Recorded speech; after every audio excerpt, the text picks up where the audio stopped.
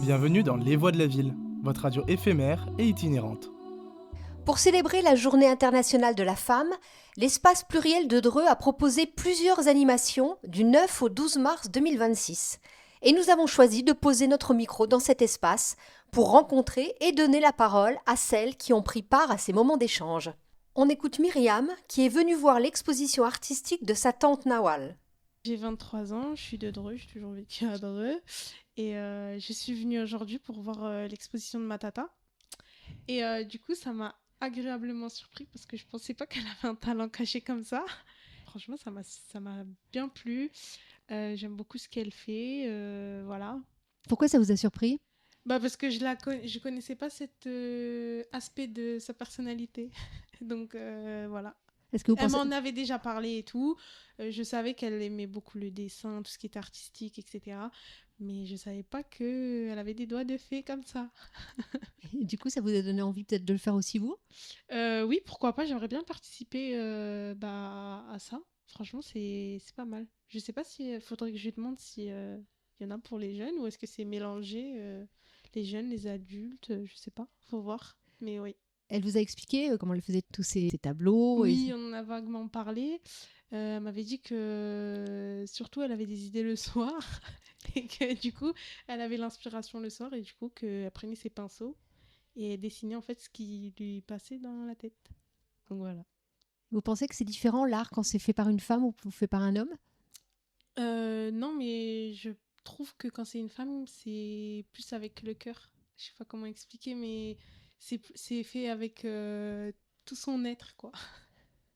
Il y a c'est plus avec le cœur, avec les sentiments, et puis voilà. Vous faites des études ou vous faites Oui. Ou vous travaillez ? Vous faites des études ? J'ai fini mes études, là. J'ai fini mon master en logistique et transport. Qu'est-ce que vous souhaiteriez faire comme métier ? Écoutez, pour le moment, j'aimerais bien tout ce qui est consultant ou chef de projet ou chef d'équipe. Et c'est dur de trouver ou vous n'avez pas encore ?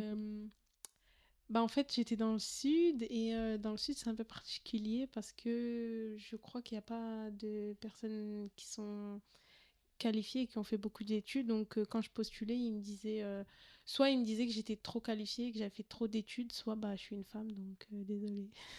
Ah oui, Ouais. il y a ça. Oui, ça existe encore en 2026. Ils vous le disaient, les yeux dans les yeux. Oui. Ah oui, oui. Parce que vous êtes dans un... C'est un milieu d'hommes, donc voilà. La logistique, oui, c'est un milieu d'hommes. Et donc, ils ont l'impression qu'une femme ne peut pas le faire. C'est ça. Qu'est-ce que vous leur répondiez à ce moment-là ?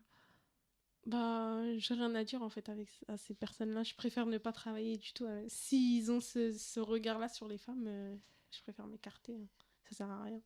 Et donc, vous êtes revenu du coup sur Oui. Dreux depuis quelque temps et vous avez l'impression que c'est ça. plus ouvert Ah oui. Quand j'étais là, j'étais chef d'équipe, dans un milieu d'hommes, avec des hommes, j'étais la seule femme, pas de souci. Quoi.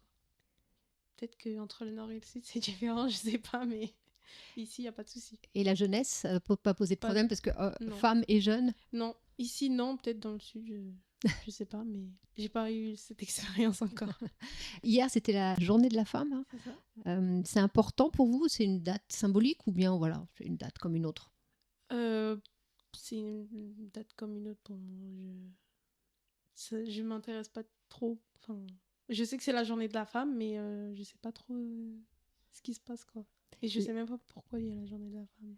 Les luttes qu'on peut avoir, toutes ces choses-là, vous en avez entendu parler peut-être dans votre famille quand même ? Non, oui, bien sûr, même à l'école on en parle et tout. Donc, ouais. Et vous allez faire partie de cette génération qui va continuer cette lutte ? Oui, obligatoire. Si elles se sont battues, c'est pas pour rien. Elles comptent sur nous, du coup, pour reprendre le flambeau, c'est important. Mais ce que vous avez connu dans votre métier, par exemple, c'est quand même typiquement, là, on est dans l'exemple parfait. Oui, c'est ça, exactement, oui, c'est vrai. Ici, c'est un endroit où sont accueillies des femmes qui ont parfois eu des parcours un peu difficiles. Mm-hmm. Ça vous semble important d'avoir cet endroit-là ? Oui, c'est important. Il nous faut des figures comme ça, qui nous rappellent du coup l'histoire, etc. Pourquoi elles sont là, pourquoi elles se sont battues.